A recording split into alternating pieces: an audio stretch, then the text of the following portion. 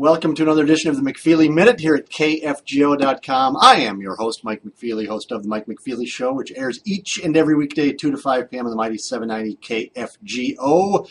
Kurt Zellers, House Speaker in the Minnesota House of Representatives, is drawing some ire from one of our local representatives, Maury Lanning, because our guy Maury here in Moorhead is a big advocate of a Viking stadium, trying to get that thing done down in the Twin Cities so that the Vikings stay in Minnesota for a long, long time. But Kurt Zellers, who comes from a more right area of the Republican Party, the same party of Maury Lanning, is saying that, the state of Minnesota right now just can't afford the $300 million that the state would have to kick in. He says the tax base isn't there. It's just not realistic at this point.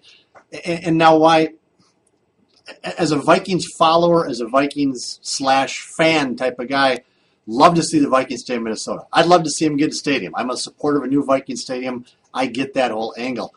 But I'm not so sure that Kurt Zellers doesn't have an audience out there of most people. 75% of the people in the state of Minnesota, I'm saying, would agree with Kurt Zellers right now. When you're running a $1 billion deficit plus in the state and you're trying to find any way out of that hole, and you're talking about cuts to social programs, cuts to all different things, local property taxes going up, I'm thinking really that even though Vikings fans are in an uproar and they want to get this thing done, I think Kurt Zellers is making a pretty good point just from a financial standpoint. We'll see how things turn out. Maury Lanning, I know, wants to get this thing done. He's been riding the Vikings horse for a long time, and I hope he does get it done. It would be a good thing for the state of Minnesota.